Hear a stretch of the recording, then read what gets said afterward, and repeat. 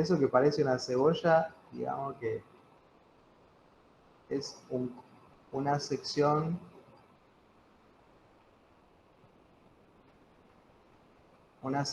de la barra de acero, donde estas serían las nervaduras. Este es el nervio, ¿cómo se llama el nervio este, Ale? Bueno, es un nervio longitudinal que va en toda la barra, ¿sí? Y bueno, y acá está ensayada la probeta, ¿sí? Ensayada la probeta, y bueno, y resultó que tuvo la estricción y la rotura en medio de dos marcas, en medio de un intervalo, supongamos, ¿no? Entonces, tenemos que medir el A10, ¿sí? ¿Qué significa A10? Es el alargamiento porcentual para una longitud inicial de 10 diámetros, ¿sí? De 10 diámetros. ¿Cuál es el diámetro que nosotros tenemos que poner acá? Para nuestro caso, que es una barra nervurada, es el 10 veces el diámetro equivalente, ¿sí? 10 veces el diámetro equivalente, entonces es una longitud inicial de 101 milímetros. ¿Estamos todos de acuerdo?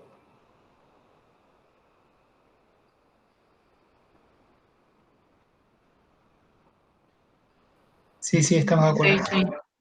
Bueno, como las marcas estuvieran hechas cada 10 milímetros, ¿sí? 101 milímetros no podemos. Entonces, esto lo vamos a aproximar, ¿sí? A 100 milímetros, ¿sí? 100 milímetros, que es el equivalente a decir 10 intervalos. ¿Está bien?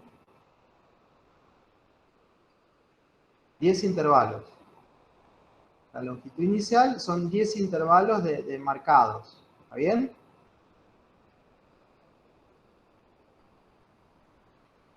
Sí, perfecto. Bueno, buenísimo. Entonces, ensayamos la barra, ¿sí? Acá no tenemos las longitudes, pero vamos a marcar cuáles son las secciones que tenemos que tomar. Y entonces la longitud final que nosotros tenemos que medir, ¿cuántos intervalos vamos a tener que medir?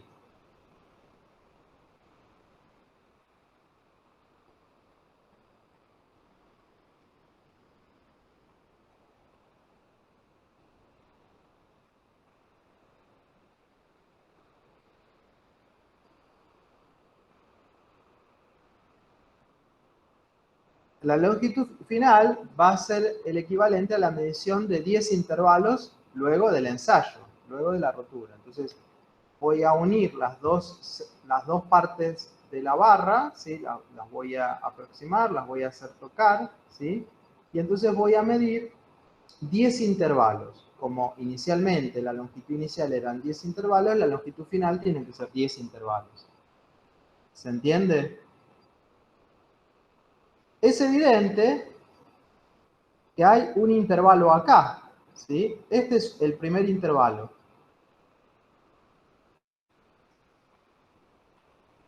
¿Estamos todos de acuerdo?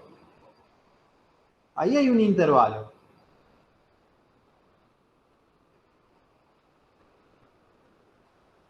Sí, perfecto. Bueno, ahora me faltan 9 intervalos. ¿Cómo mido 9 intervalos?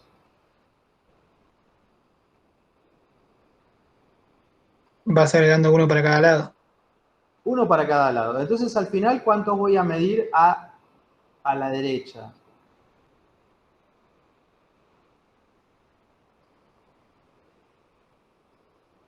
Porque tengo un problema acá. 4 o 5, Sí, o claro. 4 o 5, claro. Exactamente, ¿sí? Exactamente, ¿sí? Tendré que medir 4 y elegir del otro lado 5, ¿sí? O tendré que medir 4,5, que ya es un problema, ¿sí? Bueno, lo que se hace, Alejandro, es medir 4 y para el otro lado 5, ¿verdad? Exacto, somos ingenieros y buscamos algo práctico, ¿no? De lo que tenemos. Bueno, justamente, fíjense, acá tengo 1, 2, 3, 4 intervalos.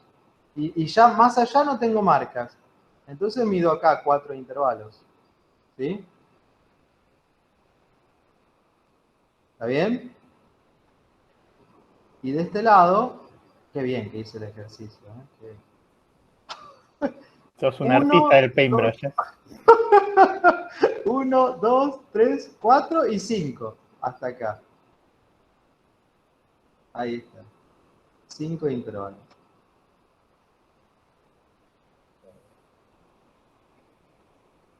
Ahí va. Dios mío.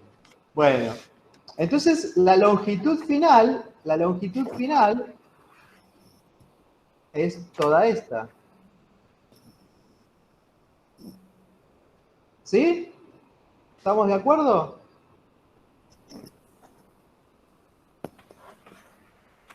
Sí. Perfecto. Los ejercicios habitualmente lo que hacemos es decir, bueno, este intervalo mide 11 milímetros, pongamos, ¿sí? Vamos a ponerle más grande, 13 milímetros, vamos a ver.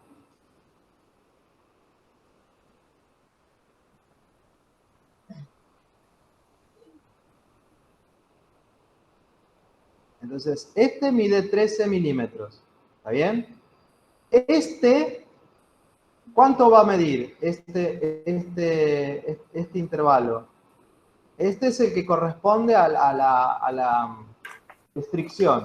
¿Este cuánto va a medir? ¿13? ¿12? No, 10. Bueno, No, menos un que poco 13. más. Menos que 13. ¿Estamos todos de acuerdo? Sí. Sí. Menos que 13, ¿sí? ¿Y cómo debería medir este? ¿Cuánto debería medir este, que es el simétrico de 13? 12. Aproximadamente 2, exacto, ¿no? Entonces acá ponemos, supongamos, 12 también, 12 también. Acá ponemos 11, 11, y lo escribo simétrico porque ustedes ya saben que la deformación sigue un gráfico simétrico, ¿sí? Que coincide con la estricción, ¿sí? Entonces, hacia un lado y hacia el otro, las deformaciones, ¿sí? Son simétricas, ¿sí? Bueno, y acá pongamos 10,5, 10,5, y acá pongamos 10,2. ¿Sí? Bueno, entonces, lo que ustedes tienen que hacer, ¿qué es? Sumar cada uno de los valores de los intervalos, ¿sí? Hagámoslo. A ver, alguien que haga 10,5 más 11, 21,5 más 12, 23,5 más otros 12, Da 104. 104. Perfecto. Buenísimo. Entonces la longitud final es 104 milímetros. La longitud inicial son 100 milímetros. Y entonces el alargamiento porcentual es 104 menos 100 sobre 100 por 100, porque es porcentual. Perdón, creo que lo ¿Cuánto dije es? mal. Me comí el 10,2 al 4%. sumarlo. 14,2 me dio. Ah, bueno, 100. 114. Sí, también. Ah, bueno. Ay, ay, ay. A mí Me también. hacen borrar.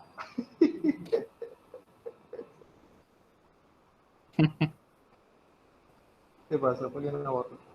Ahí va.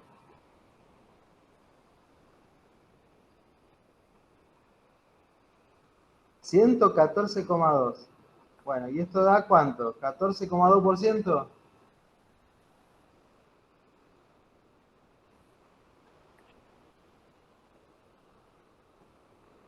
Sí. Y bueno, y ahí tenemos el 14,2% del alargamiento porcentual. ¿Sí?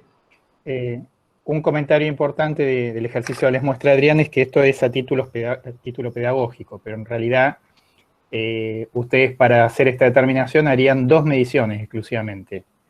Una medición de los 9 intervalos que están centrados en la rotura, que es la suma de todos los valores excepto el último de la derecha, y se mediría el último intervalo de la derecha que complementa la lectura. Es decir, ¿no? Pues si ustedes miden cada intervalo, estarían cometiendo más error que hacer 2 mediciones.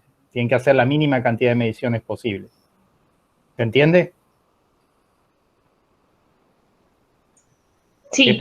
Esto es para mostrar cómo varía el alargamiento porcentual individual de cada intervalo e integrar esa información. Pero en términos prácticos, a los fines de un informe, se hace la mínima cantidad de mediciones posibles, ¿no? Para llegar a la misma determinación. ¿Estamos? No entendí por qué hacer 2 mediciones en lugar de una sola. Bueno, ahí va, mira. Esta medición la podés medir, ¿está bien? Y después lo que podés hacer es medir esta y esta. Entonces es 1, 2 y 3. Pero esta 2 se repite para el otro lado. ¿Se entiende? Claro, pero mi pregunta iba, ¿por qué no mido Sí. directamente desde la primera raya hasta la última en una sola medición? ¿No es ese el dato que necesito? Sí, en este caso, digamos, alguna salvedad, en este caso que estamos aplicando este método y está distribuido asimétricamente, con una única medición, distinguiendo la primera y la última, lo podrías medir. Pero lo que les estaba mostrando Adrián es un ejercicio que también podría estar, digamos, más corrido a la izquierda, más a la derecha, y en función de eso tienen que identificar cuáles son los intervalos que están fuera, digamos, del esquema simétrico, ¿no? Los que hay que... Esto es una medición que está bastante centrada y perdieron medio intervalo de cada lado, ¿no? Hay uno que está y el otro que no. Pero yo no sé si querés mostrarle, Adrián, alguno que sea muy excéntrico para que noten la aplicación. Lo podemos borrar.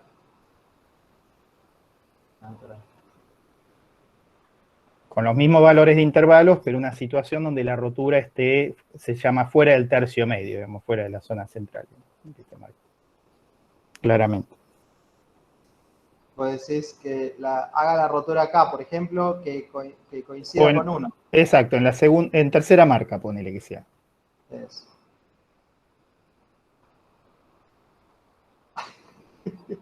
Un artista.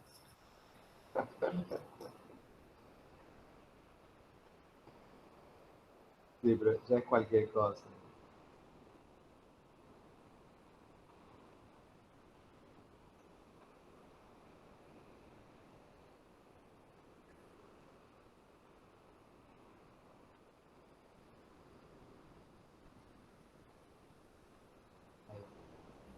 Más o menos. Perfecto. Acá, bueno, y ahí tienen. Rompió acá, ¿sí? Justo en una de las marcas. Entonces tenemos un intervalo a la derecha y un intervalo a la izquierda. Y tenemos que hacer las 10 mediciones. ¿Sí? Entonces... Y el concepto sería que siempre ustedes ubiquen la medición que puedan hacer centrada en la rotura, que físicamente puedan determinar. En este caso serían 4 intervalos que están centrados en la rotura, nada más. Bueno, claro, estos valores no van, no sirven.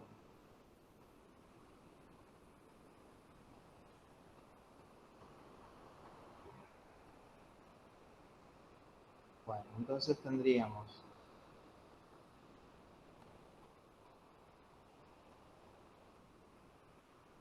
de acá hasta acá 4, ¿sí? ¿Y el resto qué hacemos? ¿Nos faltan cuántos? Medimos 3 de la derecha, los 3 siguientes y decimos que son iguales del otro lado. Exactamente. Correcto. Estos 3 por 2. ¿Está bien? 1, 2, 3. ¿Está bien? 4, 4 y 3 por 2. ¿Está bien? Sí, perfecto. Ya son expertos. Sí. Ahí la determinación acá de la longitud final sería una medición L1 que tiene en cuenta los 4 intervalos centrados, más 2 veces la medición L2, que son los 3 intervalos que Adrián multiplicó por 2. Son 2 mediciones, L1 y L2, que se multiplica por 2. Y eso es la longitud, digamos, final. Con esta metodología siempre están logrando integrar todo el diagrama, digamos, de deformaciones, de alargamientos porcentuales de rotura de cada intervalo en forma centrada en la rotura con este artificio, ¿no? Sabiendo que debería ser, tener un comportamiento simétrico. Y este les permite hacer una medición siempre centrada en la rotura, independientemente que tengan una cantidad insuficiente o no de intervalos de un lado o del otro. Esto se llama rotura fuera del tercio medio, digamos, de la longitud. Ahí corrí el grafiquito de nuevo para que vean que nuevamente está simétrico a esto, y entonces podemos hacer esto de 4 para un lado, 2 eran. 2 y 2. 2. O 4 total simétrico, digamos. Claro. 2 para un lado, 2 para el otro y 3 para 2, ¿sí? Respetando este principio que es el que estamos utilizando en este ejemplo.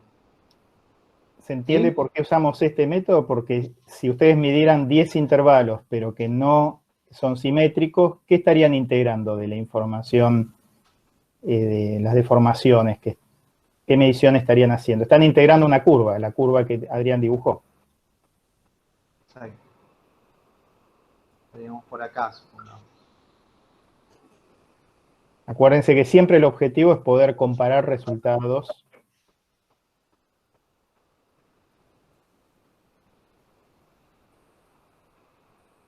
Esto que nos faltaba está acá, que sí lo podemos medir.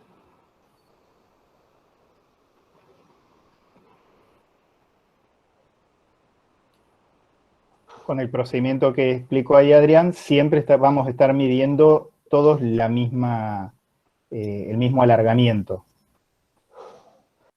Entonces, vamos a empezar a trabajar con el hormigón. Es un material que prácticamente es el material, digamos, estructural que se usa no puedo decir el 100% de las obras, pero un porcentaje sumamente alto. Lo van a usar como herramienta de cálculo, y ahí viene, digamos, la situación compleja, que ustedes calculan una estructura sin haber producido el material. El material no se puede ensayar a priori, se hace y se coloca. Después de un tiempo endurece, entonces es material que se parece a los que ya vimos, materiales que presentan cambio de fase, se colocan como material fresco y después de un tiempo cambia de estado de agregación, de estado físico, se transforma en un sólido de resistencia muy baja, un sólido incipiente que luego va ganando resistencia con el tiempo. Entonces, podemos distinguir como todos estos materiales con cambio de fase, un estado fresco, un estado endurecido, en donde las propiedades van a depender fuertemente del tiempo. O sea, cuando estoy pensando en tiempos cercanos al mes, a los 2 meses, decir una propiedad independiente, digamos, y no indicar a qué edad se midió, carece de sentido. Ahora, cuando hablo de un hormigón de 20 años, 10 años, 1 año y medio, ya prácticamente las propiedades están estables. Entonces ahí el tiempo importa menos, pero a edades razonablemente cortas, hasta un par de meses, es importante identificar la edad a la que se mide esa propiedad. Con todo esto es un material que ustedes dirán, bueno, lo hace un albañil, ¿por qué tanta ciencia? Bueno, la idea es justamente tener capacidad predictiva, porque ¿cuál es el problema? En la obra lo que se va a construir está previamente diseñado y calculado, y quien calculó adoptó una propiedad para el hormigón, una o varias, adoptó la resistencia, adoptó un módulo de elasticidad, a veces adopta una retracción por secado, propiedades que las adopta sin saber si las van a poder reproducir o no. Entonces, buena parte del éxito de la obra radica en que efectivamente el material, una vez colocado y endurecido, respete las consignas del proyecto. ¿Cuál es la complicación? Que nos enteramos después. Después que ya está colocado, nos enteramos, uy, esta cosa no cumple. Y ahí es un problema. Entonces, es un material que es complejo, un material que es compuesto, un material que evoluciona en el tiempo, un material que cambia, sobre todo al comienzo, un material que ya no es más simple como un metal, un material que está compuesto por distintos componentes, donde vamos estudiando cada uno de esos componentes. Ustedes ya han visto cementos, el cemento y las adiciones con el agua van a formar lo que sería la matriz, el ligante. Y después dentro de ese ligante hay otro componente fuerte que son los agregados, fino y grueso, que están allí por varias razones. Vamos a ver un poco hoy, pero justamente lo que estoy haciendo es diseñar material compuesto donde la propiedad o las propiedades dependen de cada una de las fases, y cuando hay más de una fase aparece la interfaz. Habrá una fase agregado, una fase pasta y una zona de interfaz. Insistimos, depende del tiempo, depende de las proporciones de esas fases, y además tenemos que tener capacidad predictiva, es decir, ser capaz de producir un material para tener, yo diría, la cuasi certeza de que una vez endurecido cumpla con lo que está indicado en el pliego de especificaciones. El pliego, ¿qué es en definitiva? Es el documento que elabora quien diseña la estructura y la verifica para que quien construye sepa qué hacer. Un documento de transmisión de información, pero es un documento que sirve como elemento de control. Entonces, a su vez, el contratista va a ir controlado con la metodología que indica el pliego. Y muchas veces el pago, el reconocimiento del pago, va unido al cumplimiento de las especificaciones. Entonces,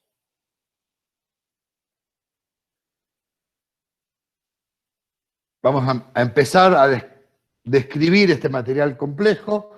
Vamos a seguir después con la descripción de los componentes, agua, aditivos, agregados, cemento ya lo vimos y adiciones también, para después juntar todo en hacer una mezcla que cumpla con lo que queremos que cumpla. ¿Saben que el hormigón se usa en distintas cosas? Se usa simple, se usa armado, simple en muchas presas, simple en pavimentos, pero muchas veces, la mayor parte de las veces, el hormigón estructural lleva una armadura. ¿Por qué? Porque el material no resiste bien a la tracción. Entonces se coloca una armadura que absorbe tracción y corte, y el hormigón se encarga de esfuerzos de compresión. Pero tiene una cosa muy importante el hormigón.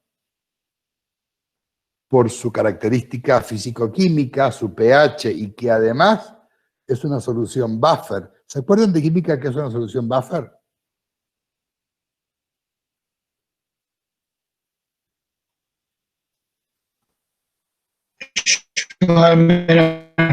No.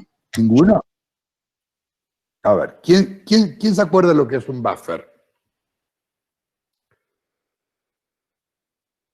Una solución buffer de pH, por ejemplo. que el mismo sistema se autoequilibra para mantener el pH en un entorno dado.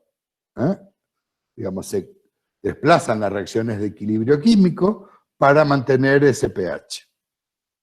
Por ejemplo, carbonato-bicarbonato, esas mezclas que funcionan como un buffer de pH. El hormigón es un buffer de pH. Ante acciones externas es capaz de mantener el pH en valores altos, 12,5 prácticamente, 12,5 y 13. Y ese pH es responsable de que la armadura que está embebida no se oxide. Es decir, un hormigón bien ejecutado, la armadura está impecablemente no oxidada. Y la otra cosa que hace que conformen un buen material compuesto entre el hormigón y el acero es que la adherencia es buena y los coeficientes de dilatación térmica son prácticamente iguales. Es decir, cuando hay cambios de temperatura, tanto el hormigón como el acero se dilatan o se contraen de manera parecida. Si no, empezaría a haber tensiones de corte, tensiones rasantes entre el hormigón y el acero. La repetición de esas tensiones podría llegar a despegarlo. Eso no ocurre, porque su coeficiente de dilatación térmica es equivalente.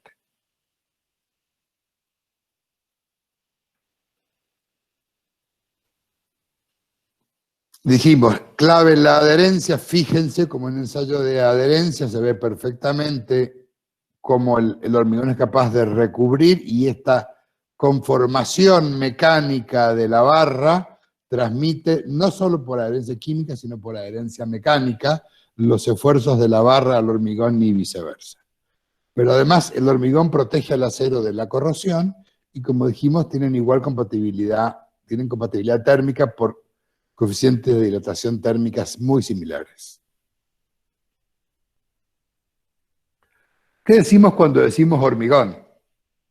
A la mezcla de un mortero con piedra. ¿Y el mortero qué es?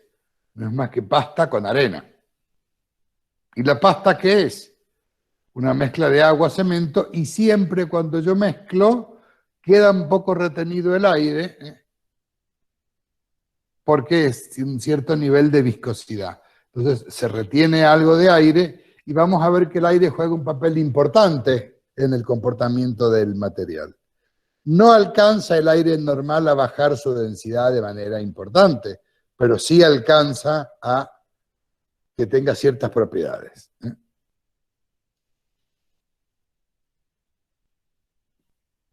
Entonces, en la ciencia de materiales, los materiales compuestos son aquellos que están formados por la unión de dos o más materiales cuya combinación permite obtener propiedades que no es posible obtener con los materiales individuales. Yo no podría hacer una columna de pasta, por ejemplo.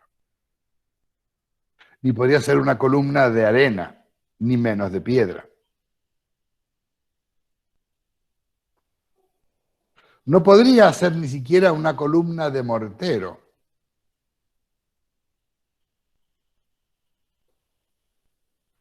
Necesito de la piedra, ya vamos a ver para qué. Entonces, este material, el hormigón, que se conoce con qué otro nombre, sobre todo en países más cercanos a Estados Unidos. Concreto. En inglés es concrete. Entonces, concreto es un anglicismo. La palabra en español es hormigón. Entonces, sepan que muchos le llaman concreto. Cuando vean concreto se refieren al hormigón, pero la palabra correcta es hormigón. Dijimos que como material que tiene cambio de fase, tiene un estado fresco, un estado endurecido, y una transición que es el fraguado. Entre el fresco y el endurecido hay una transición que dura minutos. Inicia entre que inicia y que termina son minutos, rara vez es una hora.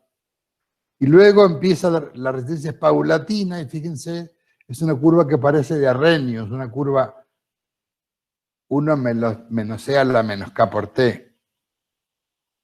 Entonces, hay un valor asintótico, que es más de allí no paso, pero esta curva tiene una curva exponencial inversa, digamos, exponencial restada sería, que entonces cuando yo cambie la escala de tiempo al logaritmo del tiempo, ¿en qué se transforma esta curva?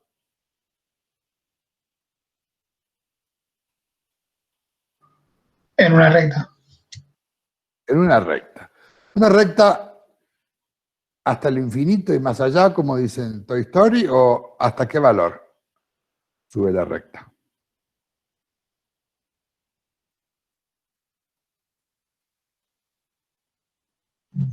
Hasta la resistencia máxima sería. Exacto. Sube hasta acá, supongamos, si fuera escala sería una recta que sube hasta este valor y acá se une a otra recta que es horizontal. Quiere decir que este comportamiento razonablemente bien dibujado se reemplaza en escala, en logaritmo natural del tiempo, como una recta hasta el valor asintótico y a partir de allí una recta horizontal.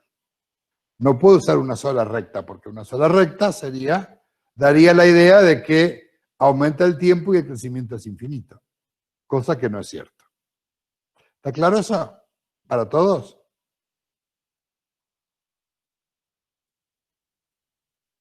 Sí, sí. Bien. ¿Qué propiedades voy a buscar en el hormigón endurecido ahora? La resistencia. ¿Por qué? Porque tiene que ver con la necesidad estructural, lo que se planteó en el pliego, pero además la resistencia es un índice de calidad. En realidad, cuando uno piensa, ¿qué tiene que ver la resistencia de la estructura? Que interviene la cantidad de armadura que tiene, cómo está construida, qué sé yo. La concepción estructural misma, con un elemento, un cilindro. Yo tomé una muestra, el hormigón lo compacté de una manera diferente a la que se compacta en la estructura, lo puse en agua 28 días y lo ensayé y tengo un valor de resistencia. ¿Qué información me da ese valor de resistencia que obtuve en el laboratorio en condiciones normalizadas? ¿Me habla de cómo está la estructura o me habla de qué material empleamos en construir?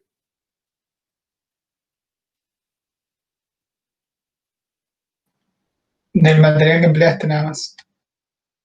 Exactamente, eso me habla, califica al material que empleé. Entonces, y fíjense, generalmente el material empleado es provisto por un proveedor de hormigón elaborado.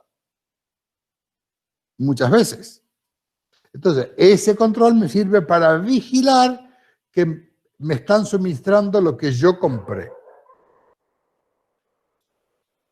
Pero después lleva la colocación, la compactación, el curado, lleva otras acciones en la estructura que yo no controlo, que no podría dar fe. Entonces aparecen después, van a ver toda una tanda de ensayos in situ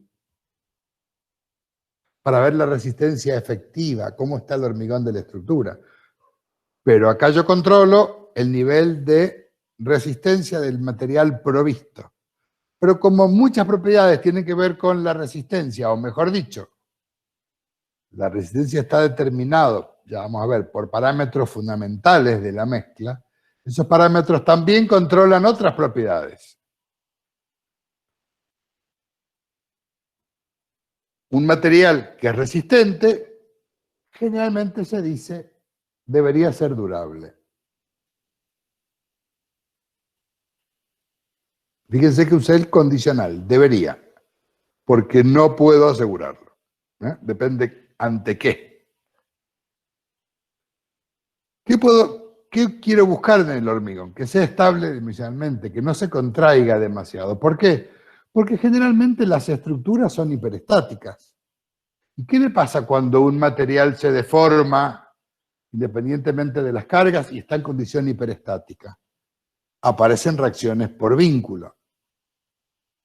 Y esas reacciones por vínculo pueden ser importantes. Entonces, buscamos que sea estable, pero además, cuando esas reacciones por vínculo son suficientemente grandes, como el hormigón se contrae, aparecen tensiones de tracción y el material se fisura.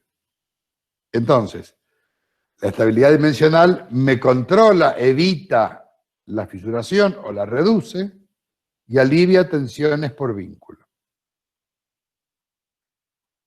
Por supuesto que quiero que lo que construí dure muchos años, ya sea porque es una vivienda que van a vivir mis hijos y mis nietos, y a lo mejor sus hijos también. Quiero que dure. Hago un puente, quiero que dure, porque es muy complicado hacer otro puente. Quiero un túnel, quiero que dure. Quiero un puerto, ¿sí? Entonces, la durabilidad es la propiedad que asegura que el material es resistente a los agentes externos y a veces también a reacciones internas entre sus componentes cuando no fueron bien elegidos. Y el concepto de economía hay que verlo con pinzas. ¿Por qué? Aquí hay que apuntar a la economía de construcción o a la economía en ciclo de vida.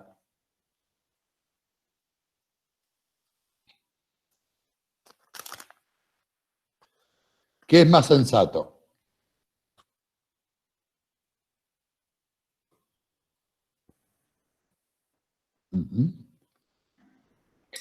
En ciclo de vida. ¿Quién lo paga?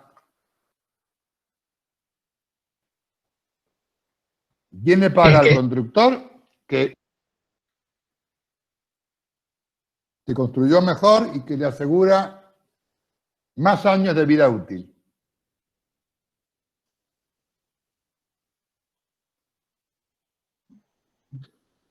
El que encarga la obra.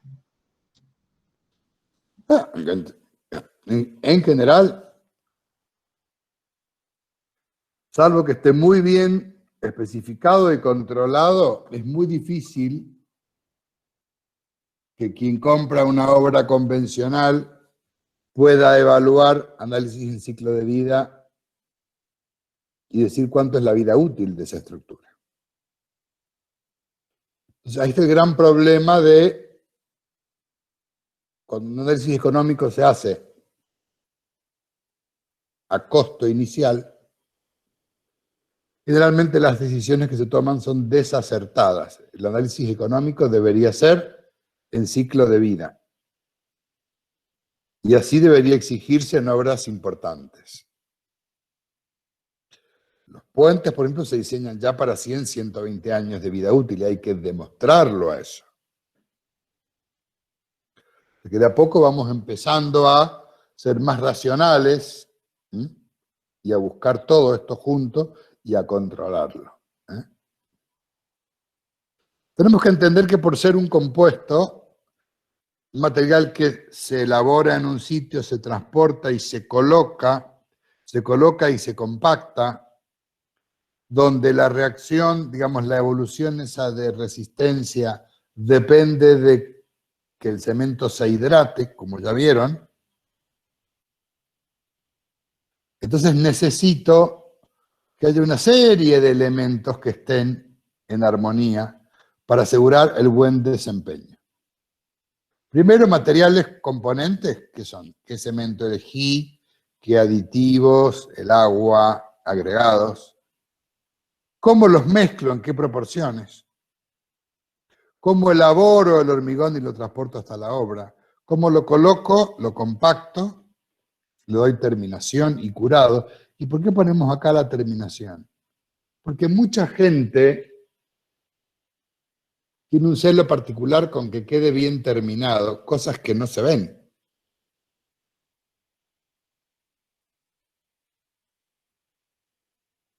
Y que para que quede bien terminado, ¿qué hace el albañil en obra?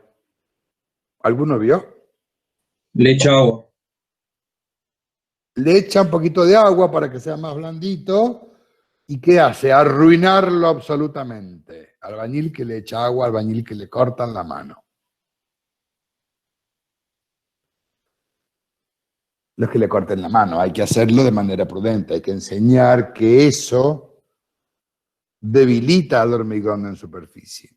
Él lo puede ver más terminadito, pero en realidad eso no es bueno. Preferible verlo un poquito más rugoso y resistente y no verlo lisito y que después se descascara, se despega, es pulverulento. Y cada una de las operaciones que intervienen tienen que ver con el desempeño futuro. Y después, por supuesto, efecto de las retracciones, efecto de las cargas y efectos del ambiente. El aire, gases agresivos, el agua. ¿Y por qué ponemos el aire? ¿Cómo puede ser que sea agresivo el aire?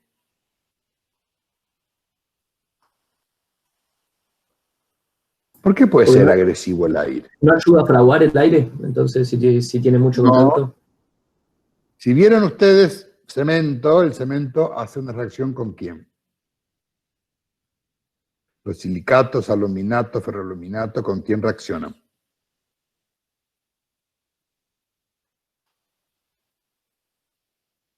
¿Con sulfatos no era? No. ¿Con quién reaccionan para dar silicato de calcio hidratado? Que es el principal responsable de la resistencia. Yo digo silicato de calcio hidratado. ¿Con quién se combinó el silicato de calcio para pasar a ser un silicato de calcio hidratado? Con agua. Con agua, exactamente. Quiere decir que la primera cosa, el hormigón, la pasta de cemento, endurece porque reacciona con el agua. El aire no le hace bien. Aunque a ustedes les parezca que el aire se seca, eso endurece mejor si está sumergido en agua que si está al aire. El aire solo aporta daño. ¿Y por qué solo aporta daño? Pensemos un poco. ¿Vieron fabricación de cemento? ¿Cómo se pone la piedra caliza con la arcilla en el horno, se eleva la temperatura? ¿Vieron algo de eso?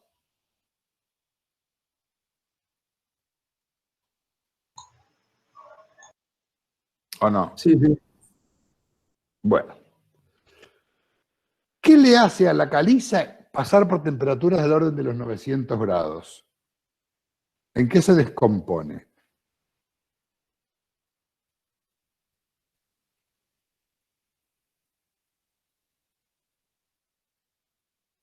A ver, algún químico, carbonato de calcio con calor. No empezaba a soltar el carbono o el dióxido calcio. de carbono, exactamente. Dióxido de carbono y queda óxido de calcio. ¿Verdad? Ese óxido de calcio es lo que va a combinarse con el óxido de silicio para dar silicatos de calcio, con los aluminatos para dar aluminatos de calcio, con el óxido de hierro para formar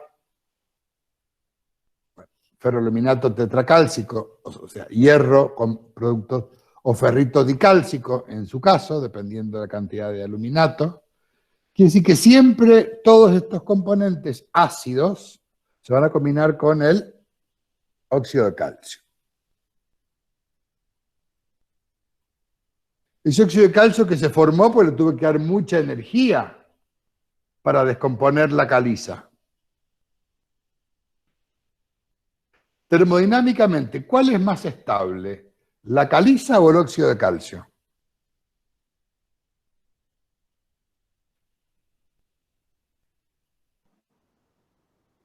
La caliza. La caliza, por supuesto. Quiere decir que cuando yo tenga ese óxido de calcio en mi cemento, ¿en qué va a tratar de convertirse? Con el aire. Ahora, el CO2 que antes se había ido al aire, ahora vuelve el CO2 del aire y lo que hace es carbonatar el cemento. lo vuelve a transformar en carbonato. ¿Me explico? Esa caliza, que es un carbonato de calcio, se descarbonató por acción de la temperatura, eliminando a la atmósfera el dióxido de carbono. El dióxido de carbono forma parte del aire. Entonces, cuando toma contacto hormigón con el aire, ¿qué hace el dióxido de carbono? Ahora vuelve a combinarse con el óxido de calcio, con el hidróxido en todo caso, y vuelve a formar la piedra caliza. Esa reacción la vamos a ver en detalle, se llama carbonatación. Pero esa carbonatación provoca cambios microestructurales, provoca, si es muy pequeña no, pero si es fuerte sí, provoca un cambio en el pH. Y si ese cambio en el pH ocurre donde están las armaduras, ¿qué va a pasar con la protección que le daba el hormigón a las armaduras? ¿Qué pasa con la protección que le da el pH del cemento a las armaduras si el pH baja?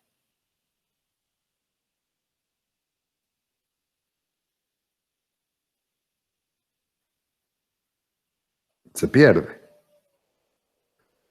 Entonces, la acción del aire es que va a hacer que el hormigón, con el tiempo, deje de proteger frente a la corrosión a las armaduras. Vaya si es agresivo. Una acción muy lenta que yo no veo, pero que ocurre y que vamos a aprender a detectarla. ¿Está claro eso o no?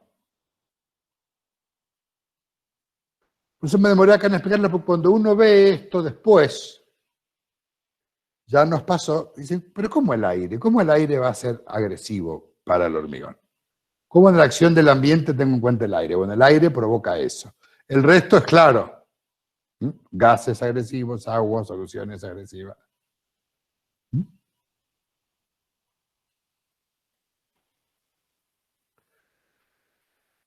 Si volvemos a pensar en desempeño, prestaciones satisfactorias, ¿se acuerdan que habíamos hablado de requisitos funcionales cuando veíamos materiales de cambio de fase? Y yo decía, bueno, quiero, a ver, primero lo expreso. ¿Qué quiero?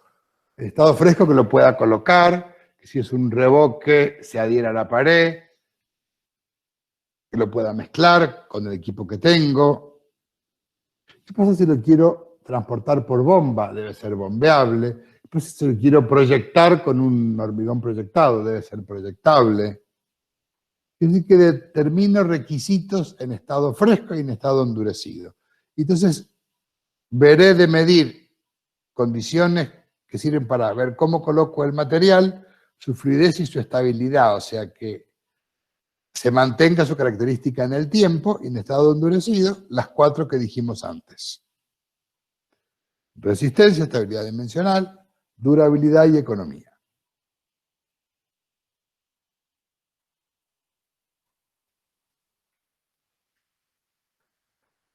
Este cambio de fase que hace la pasta de cemento de pasar de fresco a endurecido me permite aglomerar partículas más pequeñas que son los agregados. Entonces puedo, fíjense, por un lado conseguir volúmenes importantes que no obtengo naturalmente.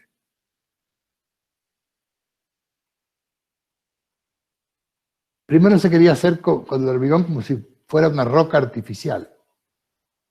Pero después descubrimos que combinando con el acero esa roca puede tener luces importantes sin romperse. Puedo llenar moldes y con eso aprovechar el efecto de forma. ¿Qué pasa con una bóveda, con un arco? Eso resiste buena parte por forma. ¿Cómo hago que el material tenga esa forma? Justamente como tiene un estado fresco, yo lo coloco en un molde que tiene la forma final que quiero que tenga el material, y cuando endurece mantiene esa forma. Y además, en estado fresco, puedo, ajustando la consistencia, colocarlo y compactarlo de muchas maneras. métodos manuales, métodos mecánicos, mecánicos rápidos, mecánicos lentos.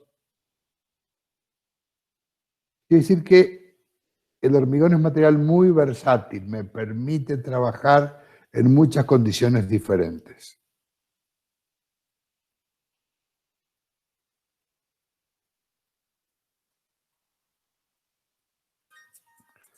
¿Lo ven?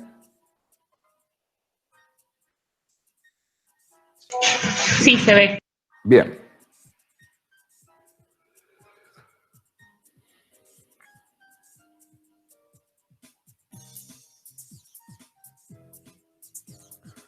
Hormigón bombeado.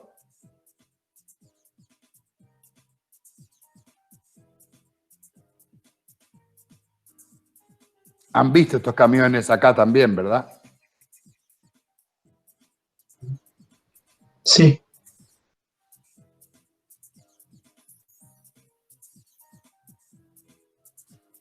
Y eso les gusta con joystick, ¿no?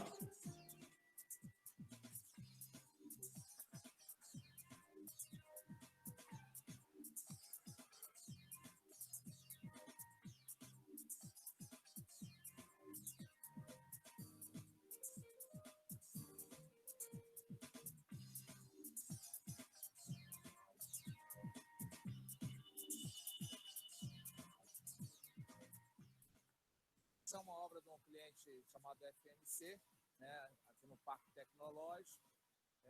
Uma laje que vai pegar 420 metros cúbicos de concreto. Nós estamos contando aqui com uma frota de 17 caminhões. 17 camiones es la flota para colocar 420 metros cúbicos de hormigón.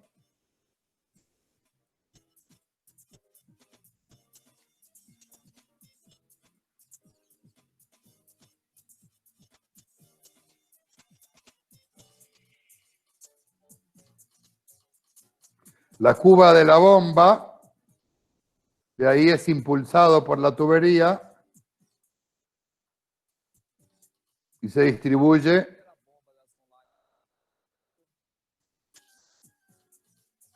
y estas mangueras son vibradores de inmersión muy mal colocados, porque eso debe ser vertical.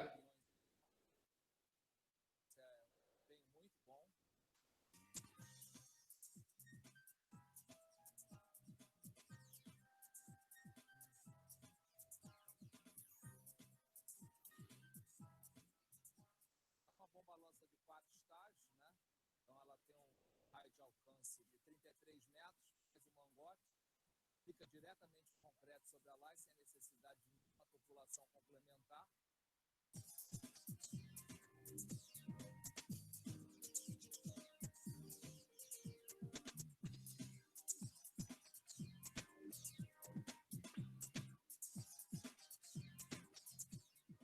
Essa bomba, para a gente, ela chegou há mais ou menos um mês. O primeiro mês dela de produção, ela já produziu 3.200 metros cúbicos de concreto, ou seja, passaram por ela 3.200 metros cúbicos de concreto, e toda obra de maior porte e maior volume, nós viemos lançando mão dela.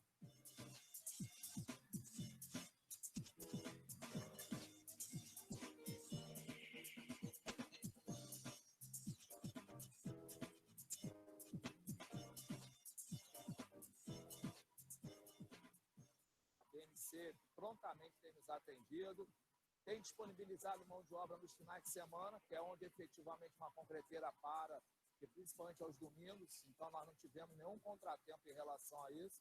Então, até o presente momento, estamos sendo muito bem atendidos.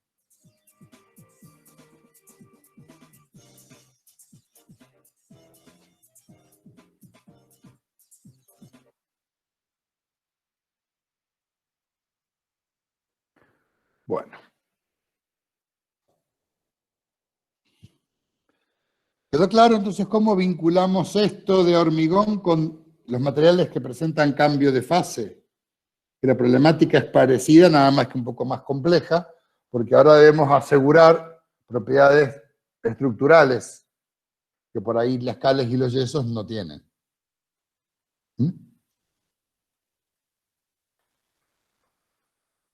Vamos a seguir 10 minutos y vamos a hacer un descanso para después terminar. El hormigón es un material compuesto que según el nivel de observación que yo tome puede ser homogéneo e isótropo. Por ejemplo, en una viga yo no distingo direcciones preferenciales y lo veo y digo es homogéneo. Una porción, macro porción de acá equivale a otra porción de acá, no hay dificultad.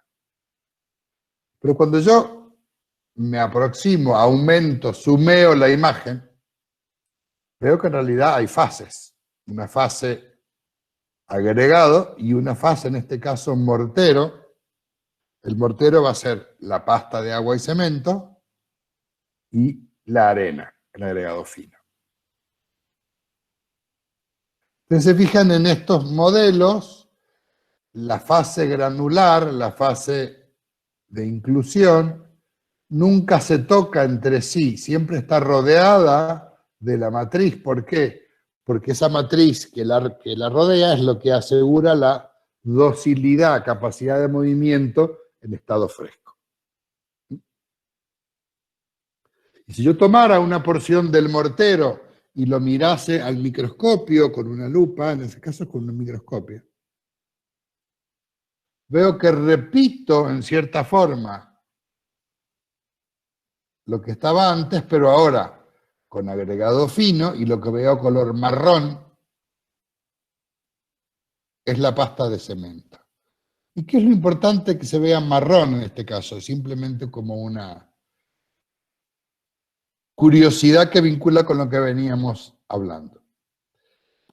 Hay arena que es turquesa o fucsia o azul o naranja. No. En realidad, esto se iluminó, digamos, en realidad se puso una lámina retardadora de 1/4 de onda, que se llama lámina de yeso. Entonces lo que hace es que lo que está carbonatado se vea marrón. Entonces, ¿qué puedo ver en esta pasta? En la pasta de este mortero. ¿Está o no está carbonatado? Sí, está carbonatado. Está todo carbonatado, exactamente. Quiere decir que si yo tuviera una armadura acá embebida y hubiera humedad, habría corrosión. Es una forma de ver la carbonatación. Vamos a ver otras que es con métodos químicos por tinción con fenolftaleína, pero este método óptico es muy preciso, porque lo veo como está, no tengo que colocar un líquido que a lo mejor tiñe, y cuando tiñe, ustedes saben que el borde de la tinción nunca es bien definido, entonces tengo una incertidumbre. Este método es muy preciso. Fíjense las fases presentes, cuando yo empiezo a mirar el hormigón al mesonivel, no digo micro porque esto es con un microscopio óptico de baja resolución. Fíjense qué veo ahí, veo burbujas, y algunas burbujas están como unidas a otras burbujas, y acá formando mega burbujas o mega vacíos, macro vacíos. Y cuando las burbujas se unen, se habla de coalescencia de burbujas de aire. Acá está escrito al final. Y entonces cuando el aire tiene tamaño grande, como en este caso, induce pérdidas muy severas de la resistencia.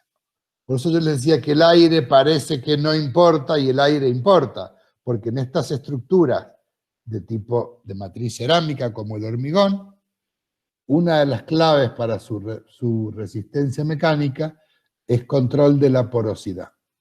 Y el aire no es más que porosidad.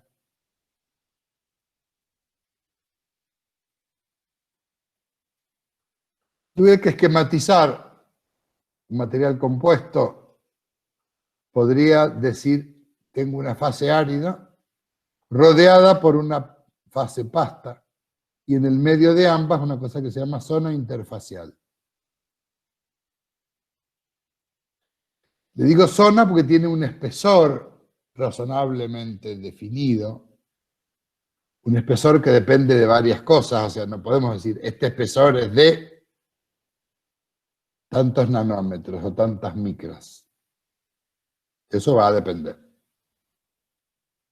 Pero sí estoy seguro que tiene una fase, que es la fase que tiene estado fresco y estado endurecido, es la fase que cambia con el tiempo, una fase que es más estable porque no se alteran en el tiempo, y eso lo ponemos entre comillas porque a veces se altera, pero no en el tiempo corto, y una zona interfacial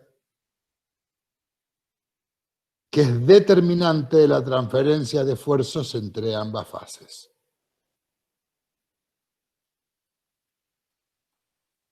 Y en este caso vimos fase pasta y agregado fino en el mortero. Y antes vimos el mortero y el árido grueso con una interfase en el hormigón. Lo vimos acá. O sea que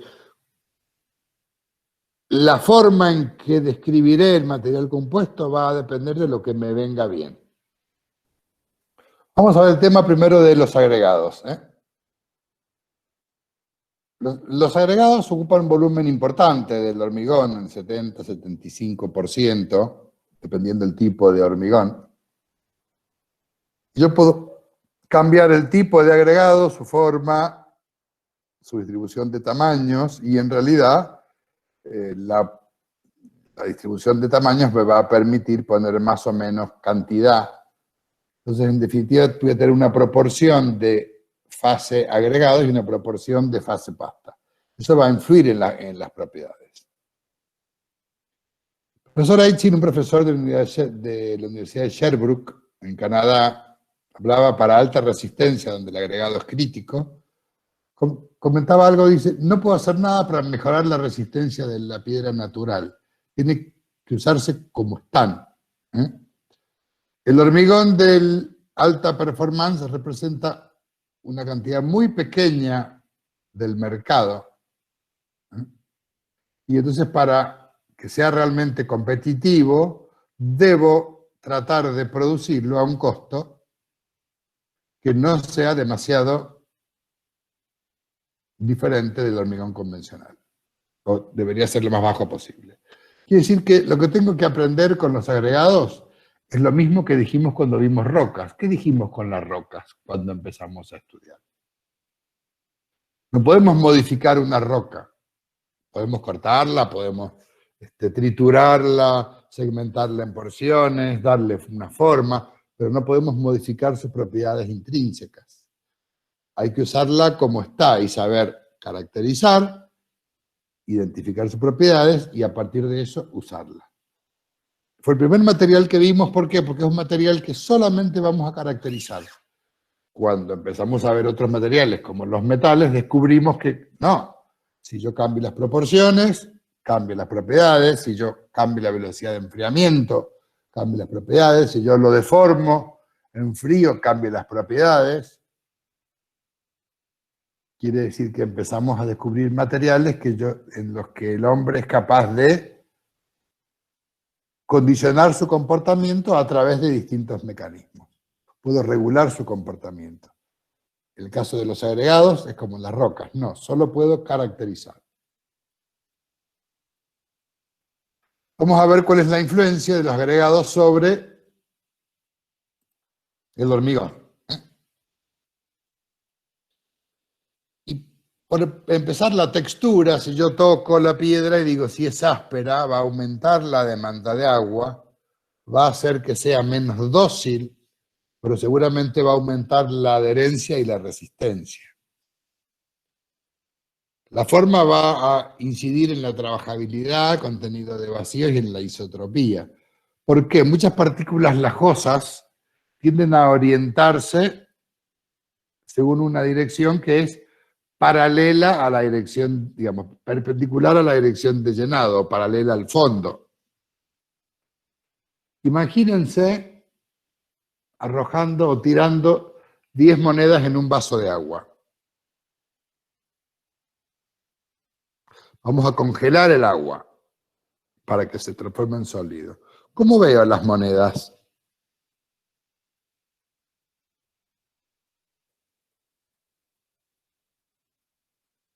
Apiladas y paralelas en el fondo. Apiladas, entonces ese apilamiento, o distribuidas en el fondo, pero más o menos subparalelas al fondo, no es que queden justo una pilita, pero van a quedar más o menos paralelas entre sí.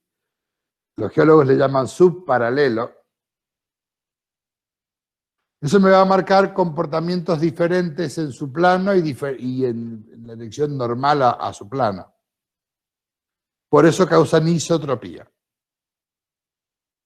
donde las propiedades van a depender del sentido, de la dirección, mejor dicho, en que se midan. Por supuesto que la distribución de tamaños afecta a la trabajabilidad, la docilidad y la economía. Vamos a tener un concepto importante.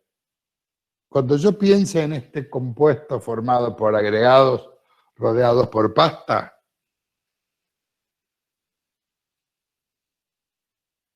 ¿cuánta pasta? La que necesite para pintar todas las piedras y llenar los espacios entre piedras, para que sea un material denso. Si yo no tengo pasta suficiente, queda un material que no es denso y ya es otra cosa. Ahí vamos a otro concepto. Tiene 3 cosas importantes. Controla el avance de la fisuración, controla el módulo de elasticidad y hace control de cambios volumétricos. Es bueno que sea compatible con la pasta, es decir, cuando aumenta la humedad en el interior del hormigón, que no se hinche demasiado. Cuando aumenta la temperatura, que su coeficiente de dilatación térmica sea no muy distinto, eso se habla de compatibilidad higrotérmica. Por ejemplo, para contarles una anécdota, se encontró que ciertos agregados silicios, cuando sube la temperatura, se expanden.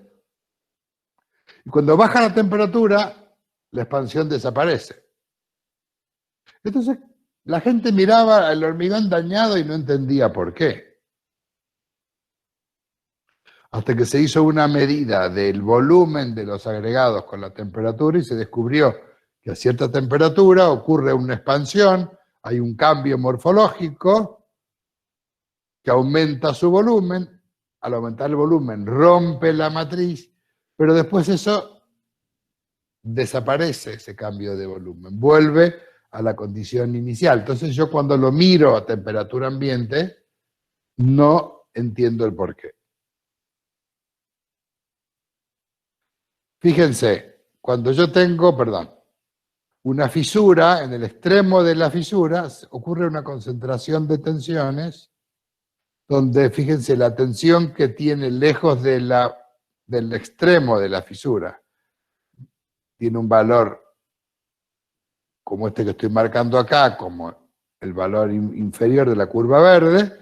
Cuando me aproximo a la fisura, crece y crece más mientras más aguda es la entalla, mientras más chico el radio de curvatura. Por eso los elementos, lo vieron ustedes en fatiga, radios de acuerdo grandes para evitar, dijimos, la concentración de tensiones. Entonces en el hormigón también hay concentración de tensiones en la fisura, cuando entonces como la tensión acá supera a la resistencia del material, la fisura avanza. Y avanza hasta que encuentra el agregado. Y tiene 3 caminos. Si es muy blando el agregado, lo parte plano, como si fuera un queso. Si es una piedra partida, tiene buena adherencia, entonces le cuesta menos partirlo que rodearlo. Entonces, el avance por el agregado es una piedra partida y esta no es plano. ¿Por qué? Porque el agregado rompe por bordes de grano. Entonces, cada cambio de dirección esto consume energía. Y si no, si fuese un canto rodado con la textura muy lisa, le va a costar menos, fíjense, a la fisura recorrer todo este camino que partirlo, porque el agregado de canto rodado es muy duro. ¿Se acuerdan? ¿Por qué sé que el canto rodado es muy duro?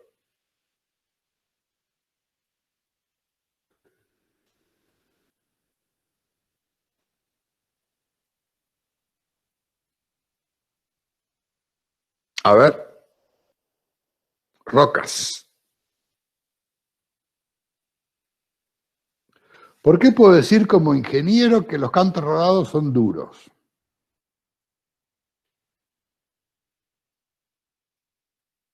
¿Qué tipo de roca es un canto rodado?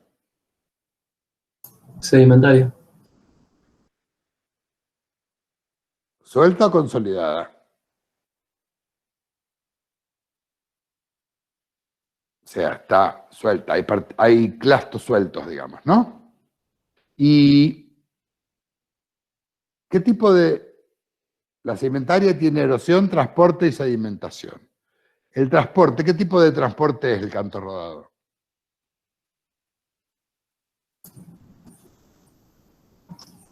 ¿No es hidráulico? ¿No es con el agua que la empuja? Agua, ríos. Claro. Hidráulico puede ser un dique, puede ser el mar, ¿eh? Pero es ríos típicamente. ¿Ríos de dónde? De montaña. Con gran capacidad de arrastre, capaces de mover ese canto rodado. Entonces, la fricción provocó que se puliera superficialmente. ¿Y por qué sé que es duro? ¿Qué le hubiera pasado si hubiera sido blando?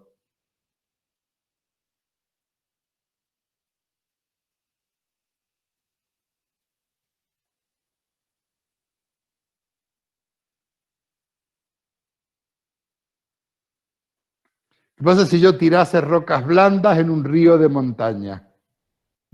Se desgranan, de alguna manera. Se desgranan, se destruyen, se gastan por erosión. Quiere decir que si permaneció con un tamaño importante como canto rodado, eso es indicativo de que son duros y resistentes. ¿Está? Ese es el tipo de razonamientos que deben ir buscando para acordarse. ¿Lo ven claro todos? Entonces, la primera cosa, si es un canto rodado, textura muy lisa, seguramente la fisura avanzará bordeando el canto rodado y lo despega. Entonces, el primer efecto importante de los agregados es que detiene, frena o retarda el avance de la fisura y provoca cambios en la dirección de la fisuración que todo eso consume energía, hace al hormigón menos frágil.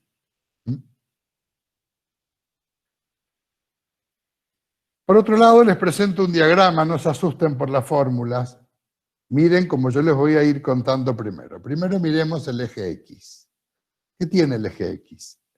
0% de agregado, 100% de agregado, o fracción de 0 a 1. 1 es que todo es agregado, 0 que nada es agregado.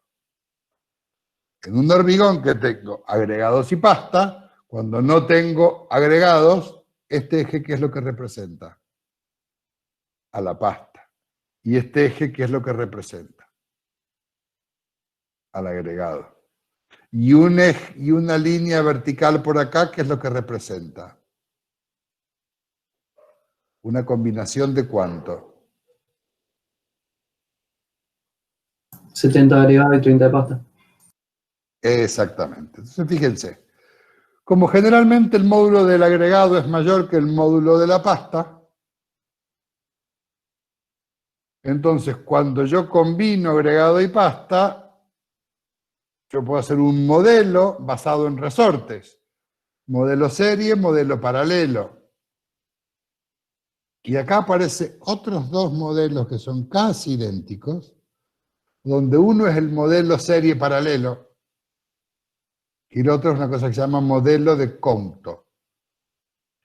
En este modelo serie paralelo supone que parte del agregado está pegado en serie con la pasta y otra parte está pegado en paralelo con la pasta. ¿Se entiende que es pegado en serie paralelo o busco un diagrama que le sea más claro? Voy a buscar un diagrama. Déjenme un minuto. Esto de la izquierda es lo que sería el modelo serie, donde el agregado y la pasta están en serie, como dos resortes en serie. ¿Sí? ¿Se acuerdan de resorte física 1, no? Sí, sí. Bien. Estos dos estarían en paralelo, o sea, que funcionan. Las cargas acá son iguales para los dos, acá las deformaciones son iguales, pero las cargas no, porque van a depender de sus rigideces. ¿Verdad? Estos son estos dos límites. Pero este es un modelo donde la parte superior es modelo serie y la parte inferior es modelo paralelo. Cuando yo combino que la mitad está de una manera y la mitad está de otra, fíjense que este término es este y este término es este otro. ¿Sí? ¿De acuerdo? Ese es el modelo, entonces, serie paralelo. Y este es el modelo de cómputo, en donde está el agregado rodeado de la matriz, de la pasta. Esta es la expresión. ¿Se entendió ahora? ¿Mejor? Sí, mucho más claro. Bueno, entonces, depende qué modelo elija yo para el agregado y la pasta, voy a tener diferentes. Yo sé qué puedo decir. Primero, que la relación del módulo con el aumento volumen de agregados no es lineal. Cuando pongo muy poco agregado, domina la pasta, y cuando tengo mucho agregado, empieza a dominar el agregado. Y si yo modifico el módulo del agregado o modifico el de la pasta, voy a colgar este gráfico de posiciones diferentes. Eso me va a permitir regular el módulo del material. ¿Y por qué interesa el módulo? Piensen en deformaciones independientes de las cargas. Las tensiones son iguales al módulo por la deformación específica, ¿verdad? Entonces, para una deformación específica dada, mientras más sea el módulo, más crecen las tensiones. Para una deformación específica dada, mientras más bajo sea el módulo, menos crecen las tensiones. Y por lo tanto el material se fisura menos en general.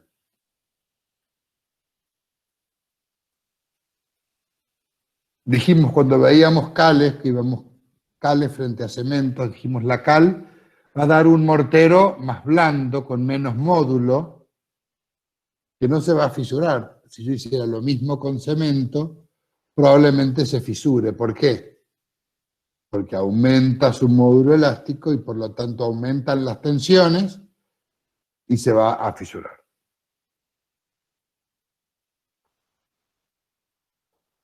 Entonces, una cosa muy importante, se han resuelto problemas estructurales, por ejemplo, los túneles del subterráneo con este recurso. Como se contraía el hormigón del túnel, se fisuraba. Entonces, ¿qué dijeron? No puedo no hacer el hormigón. ¿Qué puedo hacer para que la tensión baje?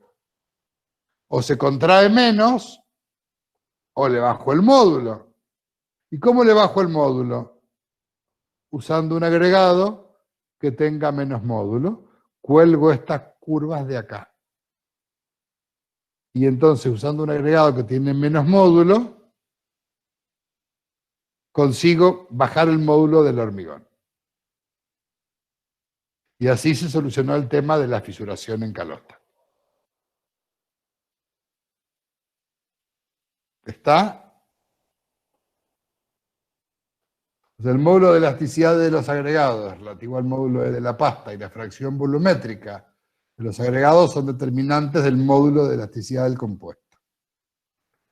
Fíjese, si yo pusiera agregados de acero o agregados de caliza o agregados de plomo, que son más o menos rígidos que la pasta, cómo las curvas irían cambiando.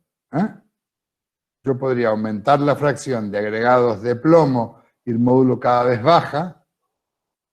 Si fuera agregado de caliza, el módulo no cambia demasiado, pero de la grava, silicia, realmente aumenta mucho el módulo cuando aumenta la proporción de agregado. ¿Está claro?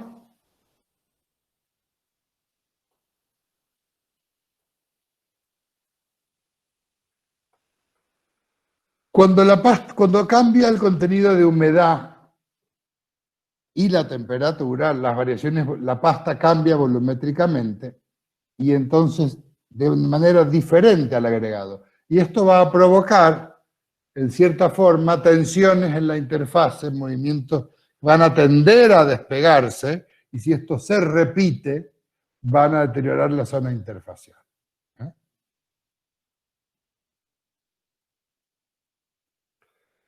Cuando el agregado es más parecido en rigidez al hormigón y se comporta más parecido, aunque no sea el más resistente, es el que mejor se comporta en ciertas situaciones, por ejemplo, frente a fuego.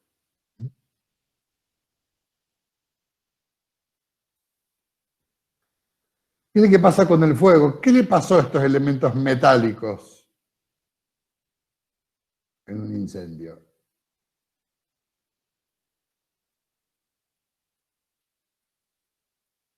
¿Cómo los ven?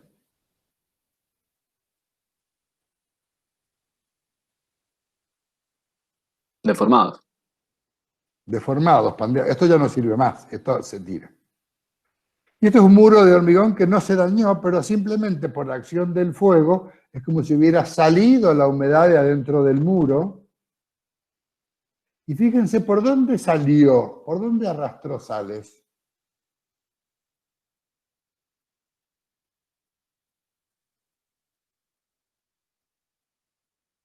Está todo gris porque está teñido, ¿no? Teñido por el tizne del incendio.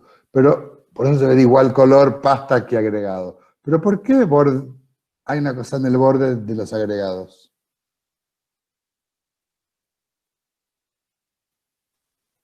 ¿Cómo se llama esa zona? ¿Los bordes de grano? No, acá no hay grano. ¿Acá qué hay?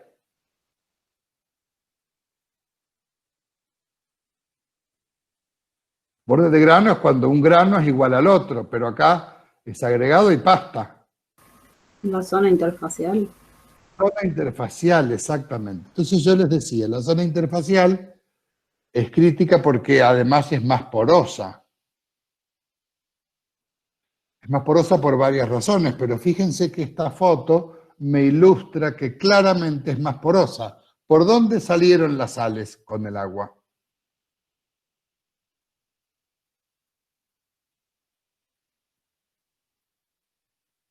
Salvo algún lugar donde salieron en forma generalizada, en el resto del material, ¿por dónde salieron?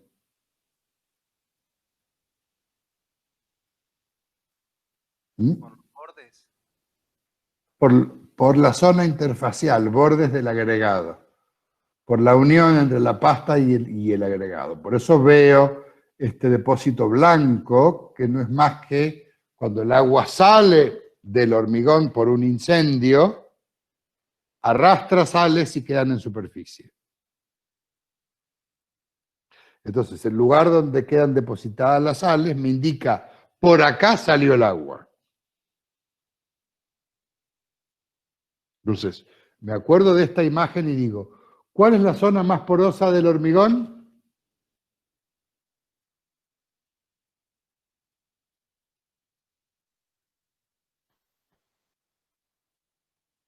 La interfacial. La interfacial, muy bien. ¿Cuál es tu nombre? Laura. Laura, ¿cuánto? Marchan. Marchan, perfecto. Es importante. No creas que no vale lo que intervenís, ¿eh?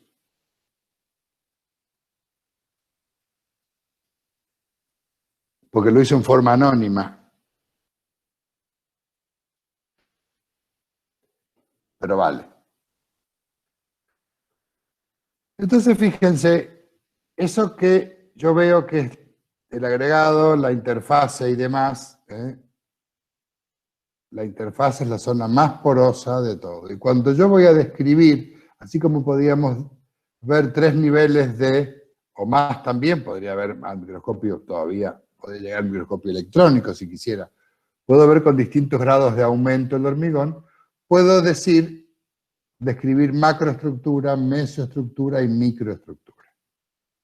En la macroestructura, ¿qué puedo contar? Tamaño máximo de la piedra, distribución de tamaños, fisuras visibles, si hay grietas, la proporción de áridos y pasta.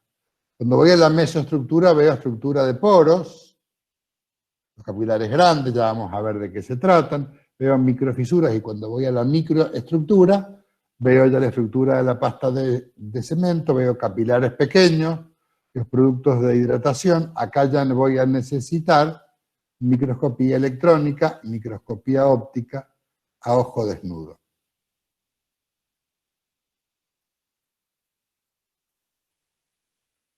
Entonces, depende del nivel de observación, yo podría mirar el hormigón, mortero o la pasta, cuál sería la matriz en cada caso y cuál sería la inclusión. Fíjate, cuando tengo pasta, la inclusión es la parte de clínker no hidratado y otras impurezas.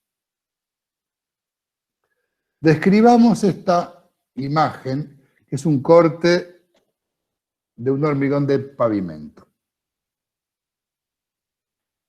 ¿Qué tipo de árido tiene? ¿Canto rodado o piedra partida? Piedra partida. Piedra partida, perfecto. Si le preguntara cuál es el tamaño máximo de la piedra.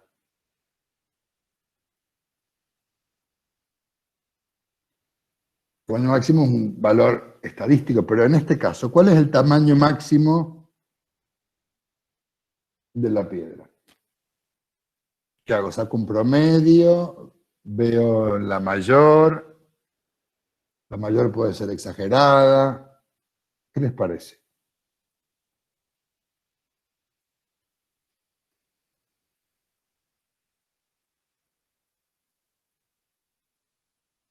¿Cuál es la piedra más grande ahí?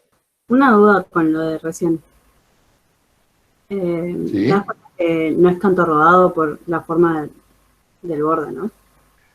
Claro, porque si fuera canto rodado sería redondito. Claro. ¿Eh? Perfecto. Es como muy angular, muy anguloso, entonces se dice que es piedra partida. Perfecto. Se obtuvo de una cantera triturando, entonces al triturar y no haber tenido un proceso de desgaste, tiene todas las aristas vivas, ¿ves? Sí. Que son aristas vivas. ¿Mm? Perfecto. Sí. Y yo diría, ¿cuál es la piedra más grande de las que veo acá?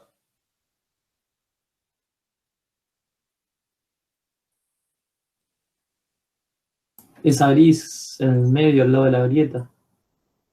¿Estás seguro que esa es la más grande?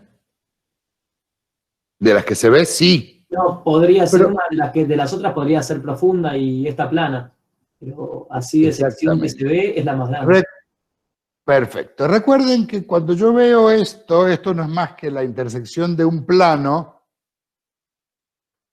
con un volumen. Entonces, si yo corto con el plano la puntita de una piedra, puede ser que esto sea la punta de una piedra, pero que la piedra sea grande para atrás, o para la parte, digamos, que sale de la pantalla. Entonces, ¿cuál sería el tamaño, indicador del tamaño máximo? Tengo que mirar la más chica, el promedio o la más grande.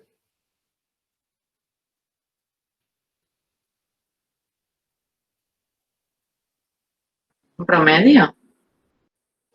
Sí, es tamaño máximo. La más grande.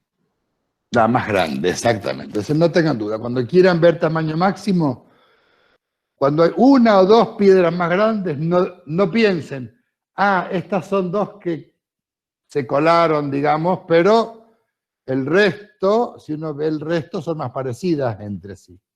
Este es el tamaño máximo. Una pregunta, esto antes de ponerse en el hormigón se pasaría por algún tamiz, ¿no? Que define ese tamaño máximo justamente. Vamos a ver, claro, pero primero, yo no tengo datos previos, yo voy a una obra que está construida y me dicen, por favor, dígame qué es lo que pasó acá.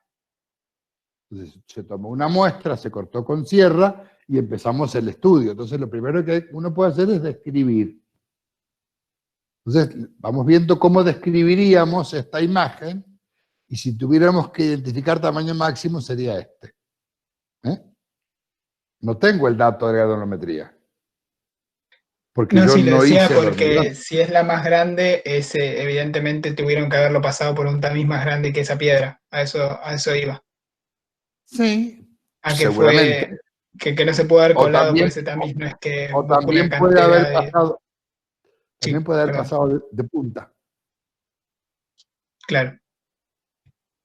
O sea que esas son las cosas que en producciones industriales no todo es tan preciso como en un laboratorio. Esto puede haber pasado de punta o puede haber saltado una piedra que contaminó y ser una piedra suelta. Por eso uno no puede, con una única muestra, decir muchas cosas. Por eso uno pide, dame varias muestras, porque con una hay dudas que me quedan. Entonces siempre pidan más muestra, porque eso es mucho más positivo. Distribución de tamaños. ¿Hay tamaños grande, mediano, chico? ¿Veo que hay buena distribución de tamaños? Sí. Sí. Textura del árido. ¿Qué puedo decir? ¿Será liso o será rugoso?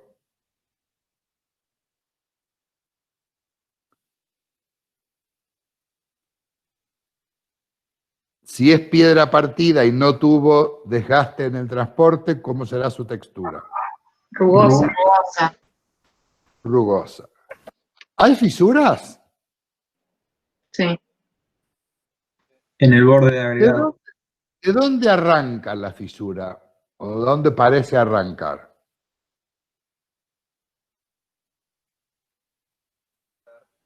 ¿Dónde es más ancha? En la parte ¿Arriba o superior. abajo? La parte superior, que eso sería la superficie del hormigón. Y fíjense, cuando avanza hacia abajo, ¿rompe los agregados o los bordea? Los bordea. Entonces fíjense, si es piedra partida y lo bordea, ¿cómo puede ser? Es que esa fisura no tuvo energía para romper la piedra partida. La bordeó nada más, porque ocurrió a edad temprana. Y fíjense, ¿dónde se frena la fisura?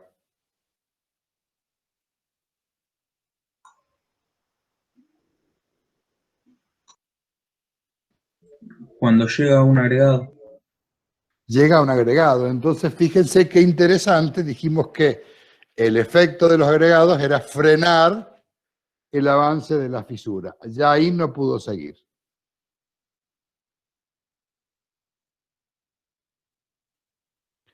Otra pregunta, esa pregunta que dice ahí, evidencia de segregación. ¿Está todo en la piedra uniformemente distribuida o hay más piedra abajo que arriba?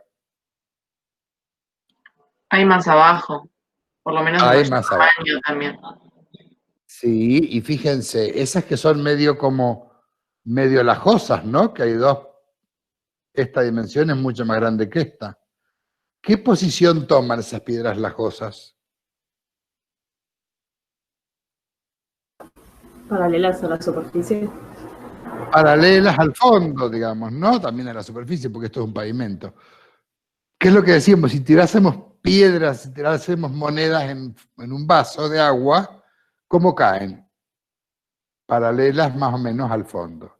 Lo mismo ocurre con el agregado. Por eso si hay mucha partícula lajosa, tiende a colocarse en capas y a formar algún tipo de anisotropía. Entonces, ¿por qué la fisura afecta a la parte superior y no afecta tanto a la parte inferior? Una de las causas, que no es la única, es que fíjense, en la parte superior hay más pasta. ¿Y quién es la que contrae cuando seca? ¿La pasta o el agregado? La pasta. Entonces, si hay más proporción de pasta, esta parte va a contraer más que esta otra. Y como esto es monolítico y muy largo, la parte inferior le hace de vínculo, impide que se contraiga libremente y por lo tanto se fisura. ¿Vieron todo lo que pudimos decir de una imagen?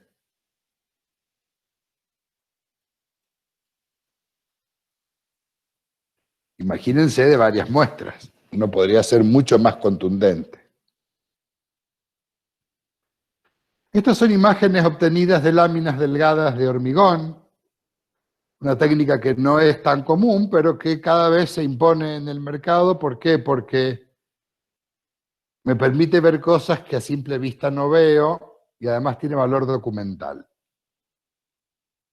Porque esta lámina se pega el hormigón a un vidrio y se pule del otro lado hasta que queda de más o menos 20 micrones de espesor. En esa condición es semitransparente, es translúcido. Y si yo tuve la precaución de impregnarlo primero con una resina fluorescente, cuando le mando luz ultravioleta, ¿qué veo? Donde entró la resina es que hay fisura. ¿De acuerdo? Fíjense cómo se ve más porosidad en el borde de grano, y acá hay una fisura, una fractura en realidad, que atraviesa la piedra. Perdón, una pregunta. ¿Sí? ¿Esto a qué escala sería, más o menos? Y esto es una piedra de tamaño mediano. Y esta burbuja tiene más o menos medio milímetro de diámetro. Ah, perfecto. Estos son agregados finos, estos son más finos, y este brillo generalizado es pasta de cemento. Esto que está opaco y negro son los agregados, y fíjate que el agregado tiene algún tipo de patrón de fisura interno, y acá se ve una reacción en el borde del agregado. Eso lo vamos a describir cuando veamos agregado como una reacción álcali-árido. Los álcalis del cemento perjudican al agregado en el contacto y se produce un material como un gel, que en este caso el gel migró por una fisura y se metió en un poro. El poro está parcialmente lleno porque me doy cuenta porque acá tengo un gran poro porque ahí entró la resina.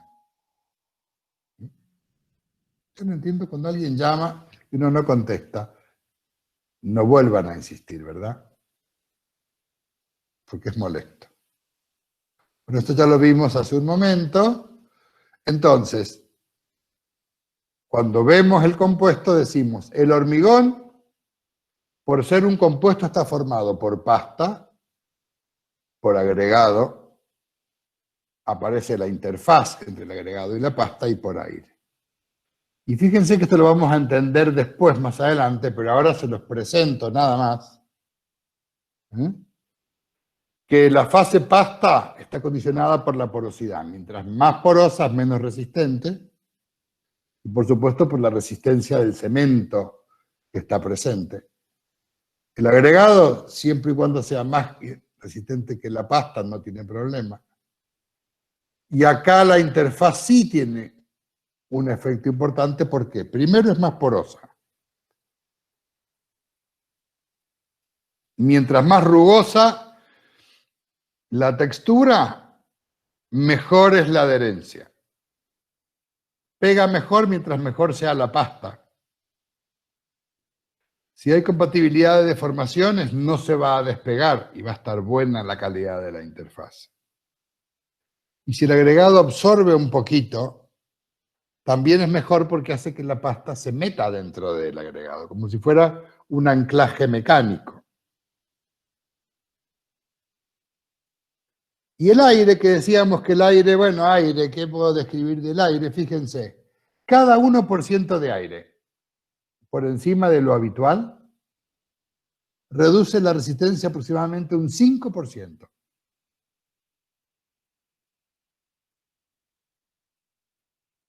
Si por algún motivo tuvieran 4% de aire, como lo habitual es 1, pierden 15% de resistencia.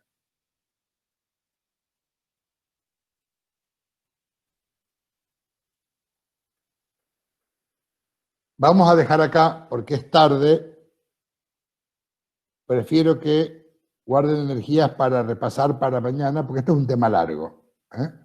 Porque ahora empezamos con estructura de poros y vamos a ir a cosas importantes. La estructura de poros la vamos a ver junto con la ley de Powers, así que va a aparecer en otro lado de manera más natural. Dejamos acá alguna duda de esto que vimos. Entonces, fíjense que es muy importante. Yo les digo por qué, les adelanto algo. Cuando uno diseña hormigones, se basa básicamente en la relación agua-cemento. Y hay una curva que se llama curva de Abrams, que se usa, y ya cumplió 100 años, es de 1919, que seguimos usando porque es cómoda, y que me vincula la resistencia del hormigón con esta única variable. Y el resto, ni bola. Después vamos a ver que, para tener en cuenta la resistencia del cemento, vamos a hacer 3 curvas casi paralelas, pero no tenemos en cuenta el curado, no tenemos en cuenta el agregado, ni su forma ni textura, y vamos a ver cómo tenemos en cuenta eso. Entonces, cuando alguien me diga la resistencia es función únicamente de la relación agua-cemento, ese recurso.